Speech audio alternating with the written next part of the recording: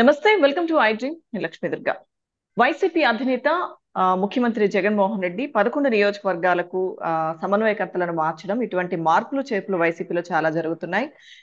So టీడీపీకి సంబంధించి సీనియర్లకు ఈసారి సీట్లు ఎక్కడ ఇస్తారు? సీట్ల విషయంలో ఆల్రెడీ పొత్తులకు సంబంధించిన నేపథ్యంలో ఎవరికి సీటు దక్కుతుంది? ఇటువంటి కొంత ఉత్కంఠ, కొంతమంది నేతల అసంతృప్తి ఇవన్నీ చూస్తున్నాం. సో ఆల్రెడీ జగన్ ఒక పక్కన ప్రక్షాళన మొదలు పెట్టేశారు. గెలిచే వాళ్ళకే ఈసారి స్థానచలనం అందుకే జరుగుతుంది. గెలిచే వాళ్ళని అభ్యర్థులుగా పెట్టబోతున్నారు. ఇలా రకరకాల ఊహాగానాలు వస్తున్న నేపథ్యంలో మరి టీడీపీ ఏ విధంగా సమాయత్తమవుతోంది? ప్రస్తుత ఇదే అంశాలపై మనతో మాట్లాడడానికి ప్రముఖ అనలిస్ట్ పురుషోత్తం రెడ్డి గారు ఉన్నారు. మాట్లాడు సార్. నమస్తే సార్. నమస్తే డాక్టర్. సార్, అయితే వైసీపీ విషయానికి వస్తే గనక సీఎం జగన్మోహన్ రెడ్డి గారు సమన్వయకర్తలను 11 నియోజకవర్గాలకు మార్చడం మనం చూసాం సార్. సో టీడీపీకి సంబంధించి పొత్తు విషయంలో ఎవరికి సీట్లు ఇస్తారు? ఆల్రెడీ ఉన్న టీడీపీలో ఉన్న సీనియర్లు వాళ్ళకి ఏమైనా సీట్ల విషయంలో ఇబ్బంది ఎదురవుతుందో అని కొంత అసంతృప్తి బయటకు వస్తున్న పరిస్థితి కూడా చూస్తున్నాం. సో టీడీపీ అధినేత చంద్రబాబు ఈ విషయంలో ఏ విధంగా ముందుకెళ్లే అవకాశాలు ఉన్నాయంటారు సార్? అంటే తెలుగుదేశం పార్టీకి వైఎస్ఆర్ కాంగ్రెస్ పార్టీకి ఒక సారూప్యత ఉంది, నాయకత్వంలో ఒక భిన్నమైన పరిస్థితులు ఉన్నాయి. సారూప్యత ఏంటంటే రెండు ప్రాంతీయ పార్టీలు.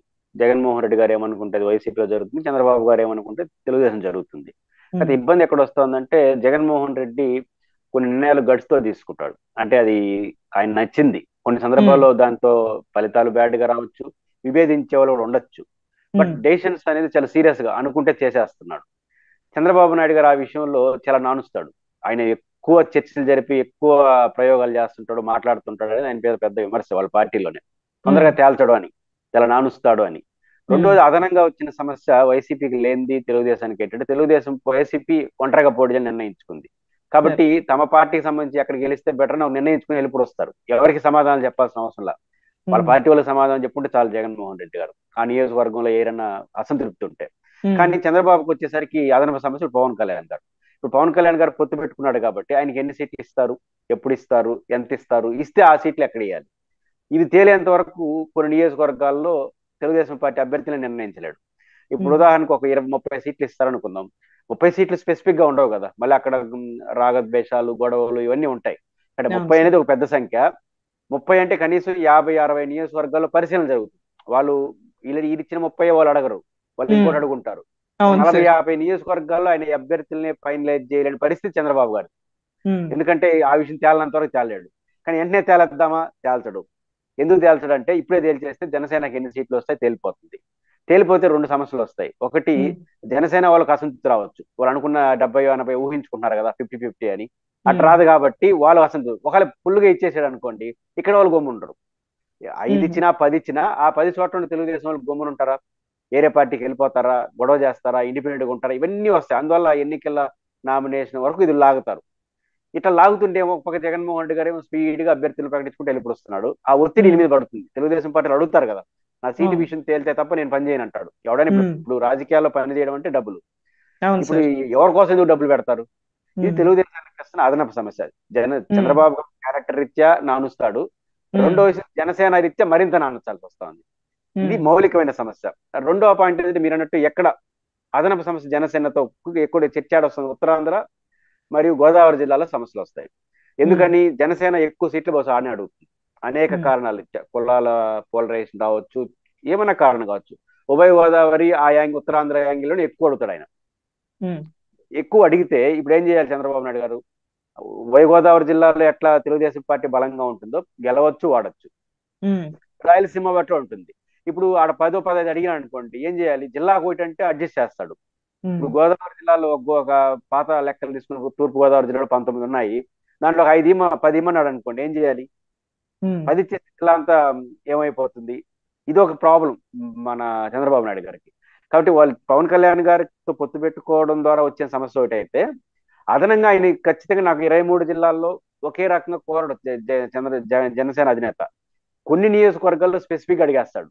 అక్కడ తెలుగుదేశం పార్టీ ఒకసారిగా 4-5 నియోజకవర్గాలు మార్చేస్తే వాళ్ళు ఏం కావాలి అక్కడ పనిచేసిన వాళ్ళు? ఇది సమస్య వస్తుంది. అప్పుడు బొత్స చౌదరి గారి సమస్య వస్తుంది, హేమా అంతా ఉన్నారు గోదావరి జిల్లాలో, వాళ్ళందరూ ప్రాబ్లం వస్తుంది. ఇది అదనపు సమస్య. ఈ సమస్యను ఎట్ట ఎదుర్కొంటాడు అనేది చూడాల్సి ఉంది. సార్, అయితే సీనియర్ నేతలు బుద్ధా వెంకన్న లాంటి వాళ్ళు కూడా మాట్లాడడం జరిగింది సార్. ఈసారి విజయవాడ పశ్చిమ సీటే ఖచ్చితంగా కావాలని నేను చంద్రబాబు గారిని అడుగుతాను, ఇవ్వకపోతే నాకు ఆప్షన్ బి ఉంది అన్న వ్యాఖ్యలు. బుద్ధ వెంకన్న కూడా సీనియర్ అంటే అట్లే కానీ పాపం ఉమ్. వార్డు మెంబర్ కూడా పోటీ చేయలేదు. ఆయన పరిస్థితి అండ్ ఒక పార్టీలో చిక్కుడు పరిస్థితి. ఉన్నారు కదా సార్ ఎప్పటి ఆ, నుంచి అట్లా. యా. వయసు రీత్యా సీనియర్ గా ఉండొచ్చు. ఓకే. పాయింట్ ఏంటంటే కృష్ణా, గుంటూరు, ఉభయ గోదావరి జిల్లాలో చంద్రబాబు గారు ఏది తేల్చకపోవడం వల్ల ఎవరికి వారు ఆశలు వస్తాయి. ప్రతి నియోజకవర్గంలో 2-3 గ్రూప్స్ ఉంటాయి. అందులో చంద్రబాబు నాయుడు గారు నియోజకవర్గంలో బహుముఖ నాయకత్వాన్ని ప్రోత్సహిస్తాడు. ఆయన మొదటి నుంచి ఆయనకు అలవాటు బహుముఖ నాయకత్వాన్ని ప్రోత్సహించడం ద్వారా చెక్ పాయింట్ పెడతాడు, ఒకరికొకరు చెక్ పెడతా వస్తుంటాడు. దానివల్ల ఏమవుతుంది, ఇప్పుడు ఒకటి తేల్చకపోతే ఒకడు ఊరుకోడు. కాబట్టి ఇది ఒక పెద్ద సమస్య ఉంటుంది. కానీ తెలుగుదేశం పార్టీలో బహుముఖ నాయకత్వాన్ని ప్రోత్సహించడం ఒక ప్లస్ అయితే, మైనస్ ఏంటంటే నాదని ఇదే తేల్చమంటాడు. దట్టు మీరు నిర్మల్ ప్రశ్న జనసేన విషయం ఒక సమస్య. ఇప్పుడు విజయవాడ 4 ఉన్నాయి, 3-4 ఉన్నాయి. అక్కడ జనసేన 1-2 ఖచ్చితంగా ఇవ్వాలి కదా వాళ్ళ లెక్క ప్రకారం. ఆ 1-2 ఇచ్చేసి నాది పోతుందా నీది పోతుందా వీళ్ళు కొట్టాడుకుంటారు. ఇప్పుడు బోండావు మాది పోతుందా, బుద్ధ వెంకన్నది పోతుందా, ఎవరిది పోతుందో తెలియదు. ఇదో సమస్య ఉంటుంది. కాబట్టి అప్పుడు ఏం చేస్తారు, ఇక్కడ రానోడు పక్కనోడిది లేపేయమంటాడు, పక్కనోడు రానోడు ఈ పక్కన లేపేయమంటాడు. ఇది కూడా తెలుగుదేశం అంతర్గత గొడవలు స్టార్ట్ చేస్తుంది. అవసరం జనసేనకు కూడా చెప్తారు వీళ్ళే, నువ్వు ఇది అడుగు బాగుంటుంది అది అడుగు బాగుంటుంది అని. ఇవన్నీ మిత్రపక్షాల్లో అలవాటు. బట్ సీనియర్లతో సమస్య ఏంటంటే లోకేష్ గారితో ఒక సమస్య ఉన్నట్టుంది. లోకేష్ గారు తదుపరి నాయకుడు కదా, చంద్రబాబు గారి తర్వాత వాళ్ళు గెలుస్తారా వాడతారా that is different issue. Lokesh గారే తర్వాత నాయకుడు. ఇప్పుడు లోకేష్ గారు సీనియర్లతో పెద్ద సమస్య వచ్చేస్తుంది.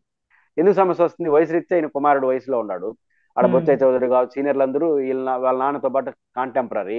ఇప్పుడు వాళ్ళని ఎట్లా మెయింటైన్ చేయాలి, లోకేష్ గారు దబాయిస్తే కుదరదు, వాళ్ళు అభిమానంతో ఉంటారు. ఇవన్నీ ఏమవుతుందంటే కొంచెం కఠినమైన నిర్ణయాలు తీసుకోవడానికి లోకేష్ గారికి స్కోప్ ఉండదు. అందువల్ల యువనాయకత్వం కావాలంటాడు ఆయన. యువనాయకత్వం అంటే వాళ్ళు వారసులే వస్తే ఒక రకంగా ఉంటుంది, పక్కన తీసుకుంటే. బట్ లోకేష్ గారు తన కంఫర్ట్ రీత్యా, తనకున్న వయసు రీత్యా కొత్త నాయకత్వాన్ని కోరుకుంటాడు. తనకన్నా వయసులో చిన్న వాళ్ళని కోరుకుంటాడు. దానికి ఆ పేరు చెప్పరు, యువకులను ప్రోత్సహిస్తాం ఇవన్నీ చెప్తారు. కానీ అసలు కథ ఏంటంటే సీనియర్లతో లోకేష్ గారికి కంఫర్ట్ ఉండదు. చంద్రబాబు నాయుడు గారికి ఉన్నంత కంఫర్ట్ వాళ్ళకు ఉండదు. కొన్ని కఠినమైన నిర్ణయాలు చెప్పేసాడు అనుకోండి, చంద్రబాబు గారు చెప్తే తింటారు కానీ లోకేష్ గారు చెప్తే ఈ పిల్లోడైంది మాకు చెప్పేది అంటారు. ఇది ఒక సమస్య ఉంది. కానీ లోకేష్ గారు యొక్క కంఫర్ట్ కూడా ఒక పెద్ద సమస్య వాళ్ళకి, ఎవరిని పెట్టుకోవాలి ఎవరు. కాబట్టి సీనియర్లందరికీ లోకేష్ గారి కంఫర్ట్ తో సమస్య వస్తుంది. ఇప్పుడు జగన్ గారు దాన్ని దాటేసినాడు. ఆయన రావడమే పెద్ద పొజిషన్కి వెళ్ళిపోయాడు. ఒకరిద్దరు ఉన్నవాడు సైలెంట్ అయిపోయినారు. ఇప్పుడు లోకేష్ గారికి జగన్ గారు లాగా రావాలి పార్టీలో. అటు రావాలంటే కనీసం 40-50 మంది లేపాలి. ఆయన 40-50 మంది ముదురులు లేపే పరిస్థితి ఉందా, ఉంటే వాలెట్ రియాక్ట్ అవుతారు. కాబట్టి ఇది అదనపు సమస్య. లోకేష్ గారి యొక్క కంఫర్ట్ రాజకీయం అనేది సీనియర్లకు పెద్ద సమస్యగా మారిపోతుంది. సీనియర్ల పక్కన పెట్టే సాహసం చేస్తారా లేదా చూడాలి. సాహసం ఇప్పుడు చేయలేరు, ఎలక్షన్ టైం కదా. కాబట్టి వాళ్ళు కన్విన్స్ అయ్యి వాళ్ళ కొడుకో కూతురుకో కోడలకో ఇస్తే ఒప్పుకుంటారు కానీ బయట వాడికి ఇస్తే వాళ్ళు ఒప్పుకోరు.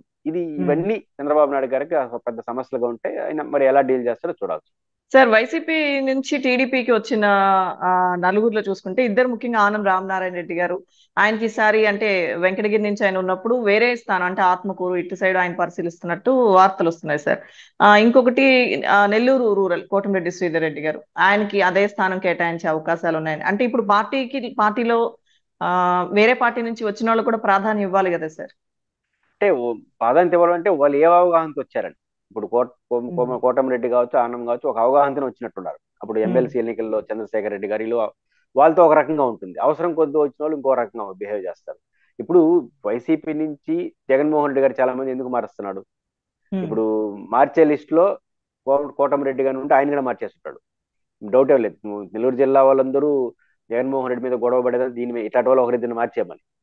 నాకు తెలిసి కోటమిరెడ్డి గారు వైసీపీలో ఉంటే ఇవి మార్చిన 11లో 12 అయినాయి ఉంటాడు, దాంట్లో డౌటే లేదు.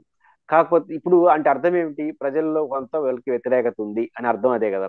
ఆ ప్రజా వ్యతిరేక విధానాల పైన పోరాడాల్సిన ప్రతిపక్షం ప్రజల్లో బాగా వ్యతిరేకత తెచ్చుకుని ఆయన తీసుకొచ్చి పార్టీలో తెచ్చుకుని సీట్ ఇచ్చారనుకో, ప్రజలు దాని మీద ప్రభావం పడుతుంది. ఇప్పుడు ఆడున్న కోపం ఉన్నప్పుడు మరి వస్తుంది. కాబట్టి వైసీపీ నుంచి ఎలా పడితే తీసుకున్నాడు అనుకోండి. ఇప్పుడు ఉండవల్లి శ్రీదేవి గారు కావచ్చు, మేకపాటి చంద్రశేఖర్ రెడ్డి గారు, ఇలా ఆల్రెడీ ప్రజల్లో కొంత వ్యతిరేకత ఉంది. వైసీపీ లీడర్షిప్ లో గొడవ జగన్ గారితో ఇట్ట వాళ్ళు మార్చేయమని ఇప్పుడు అందరూ అది తీసుకొచ్చి నెత్తినేసుకున్నాడు అనుకోండి, అది అదనపు సమస్య అవుతుంది తెలుగుదేశం పార్టీ. ఇప్పుడు నెల్లూరులో వచ్చిన సమస్య అదే. ఆనం రామనారాయణ రెడ్డి గారు నియోజకవర్గం మారుతాడు, అక్కడ ఉన్న వాళ్ళు ఏం కావాలి, తెలుగుదేశం వాడు ఆత్మకూర ఇంకోటి ఉంటుంది, వాళ్ళు ఇబ్బందులు వస్తారు. కాబట్టి ఇప్పుడు నెల్లూరులో ఇంత ముందున్న దూకుడుగా వాళ్ళు లేరు. ఇంతకుముందు చాలా సీరియస్ గా ఇప్పుడు 3, 4, 5 మొత్తం వచ్చేస్తారన్నారు, మళ్ళీ ఎందుకు మధ్యలో ఆగిపోతుంది. కాబట్టి అది ఇబ్బంది ఉంది. కాబట్టి ఈ వైసీపీ వాళ్ళు ఎవరిని పడితే వాళ్ళు చేర్చుకున్నారంటే ఎక్కువ మంది ఎవరు పోతారంటే ఇక్కడ సీట్ రాని వాళ్ళు పోతారు. ఏ పార్టీలో అయినా ఒక పార్టీ నుంచి ఇంకో పార్టీ పోతారు, సీట్ రాని వాళ్ళు పోతారు. ఇక్కడ సీట్ రాలేదంటే అర్థం ఏంటి? మాకు వద్దనే కదా. ఈ వద్దన్న సరుకునంతా తీసుకొచ్చి చంద్రబాబు గారు తెచ్చుకుంటే ఆయనకే నష్టం. కానీ ఇది కూడా ఒక సమస్య తెలుగుదేశం పార్టీకి ఉంటుంది. కాకపోతే మేము ఏదో ఇతర అస్యూరెన్స్లు ఇస్తే నేను చెప్పలేను, కానీ వైసీపీ నుంచి ఎవరిని పడితే వాళ్ళని చేర్చుకున్నాడంటే అది తెలుగుదేశానికి అదనపు సమస్య. నెల్లూరులో అది స్పష్టంగా కనిపిస్తుంది. కోటమిరెడ్డిని తీసుకుంటే ఒక సమస్య, తీసుకోకపోతే ఒక సమస్య. తీసుకోకపోతే నేను నమ్మి వచ్చాడు అంటారు, తీసుకుంటే ఆయన మీద ఆల్రెడీ నియోజకవర్గంలో పెద్ద వ్యతిరేకత ఉంది. ఆ వ్యతిరేకతను తీసుకొచ్చి వైసీపీ వ్యతిరేకత తీసుకొచ్చి వీళ్ళ మీద వేస్తాడు. అది ఎలాంటి పరిణామాలు దారితీస్తాయని చూడాలి. ఓకే సార్, అయితే ఫైనల్లీ సార్, సీఎం జగన్ అయితే మార్పులు చేర్పులు చేసుకుంటూ ఆయన ఎన్నికలకు సిద్ధమైపోతూ ఆయన దారిలో ఆయన వెళ్ళిపోతున్నారు. ఇంక చెప్పాలంటే దూసుకుపోతున్నారు. సో ఇక్కడ మీరు అన్నట్టుగా చంద్రబాబు అంత తొందరగా తేల్చరు, నోటిఫికేషన్ వచ్చే వరకు వెయిట్ చేస్తారు అన్నారు. సో సార్, ఆ నోటిఫికేషన్ వచ్చిన తర్వాత ఒకవేళ అనౌన్స్ చేస్తే ఈ అసంతృప్తులు కానీ గిట్టని వాళ్ళు వీళ్ళు ఇవన్నీ ఉంటారు కదా సార్, ఆయన తీసుకున్న నిర్ణయం నచ్చని వాళ్ళు. సో వీళ్ళు ఎట్లా మరి ప్రజల్లోకి వెళ్తారంటారు? ఎలా జరుగుతాయి పరిణామాల తర్వాత? చంద్రబాబు గారికి సహజ ద్వారానే నాంచడం, తొందరగా తేల్చడు. కాకపోతే ఇప్పుడు నాంచడానికి ఆయన ఒక బలమైన కారణం పవన్ కళ్యాణ్ గారు. వైసీపీ తెలుగుదేశం కార్యకర్తలు నాకు తేల్చండి సార్ అంటే కాసేపు ఉండా ఎప్పుడే తేల్చేస్తే పవన్ కళ్యాణ్ 20, 30, 40 అడుగుతున్నాడు, ఒక 30 అన్న ఇవ్వాల్సి వస్తుంది కదా. నానిస్తామంటే మళ్ళీ తేలద్దామని సర్ది పంపిస్తాడు. అది ఒక అవకాశం, ఛాన్స్ ఆయనకి. ఇప్పుడు పవన్ కళ్యాణ్ గారిని చూపించేసి చాలా మంది చెప్పడు నీకే ఇస్తాను సీటు కొన్ని. కాకపోతే తెలుగుదేశం ఒక లైన్ తీసుకోవద్దు. జగన్మోహన్ రెడ్డి గారు ఒకసారి 175 ప్రకటించేసాడు అనుకోండి, నాకు తెలిసి ప్రకటించేస్తాడు. సంక్రాంతితో ఒక మంచి ముహూర్తం పెట్టుకొని 175 ప్రకటించేసాడు అనుకోండి, విపరీతమైన ప్రజలు తెలుగుదేశం మీద పడుతుంది. ఆయన ప్రకటించేసినాడు, మా సంగతి ఏంటని. రెండోది, ఇప్పుడు మార్పులు చేర్పులు చేస్తున్నప్పుడు తెలుగుదేశం నుంచి ఒత్తిడి వస్తుంది కదా. ఏమని వస్తుంది? ఇక్కడ రాకపోతే కనీసం వైసీపీ కన్నా పోదాం అనుకుంటారు కదా. ఎవరైనా ఆశావాహులు అదే చేస్తారు. అదేనా చేసి మేము పోతా ఉంటారు వీళ్ళు. కాబట్టి జగన్మోహన్ రెడ్డి గారిని వన్స్ 175 అనౌన్స్ చేసేసి నియోజకవర్గ ఇన్ఛార్జీలు పెడితే ఆడ డోర్లు క్లోజ్ అయిపోతాయి.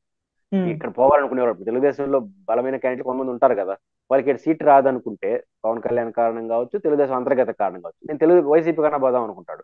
ఇప్పుడు ఆయన అనౌన్స్ చేసేస్తే జగన్మోహన్ రెడ్డి ఆడిపోయి ఏం చేస్తాడు? డోర్ క్లోజ్ అయిపోతాయి. కాబట్టి ఇక్కడ తొందరగా తేల్చమని తెలుగుదేశం మీద 2 రకాల ఒత్తిడి. ఒకటి జనసేన కారణం, రెండోది మనం వైసీపీలోనూ ఇంకో పార్టీలో చేరదామని కోరిక కూడా కొంతమందికి ఉంటుంది ఈయన సీట్ ఇకపోతే. కాబట్టి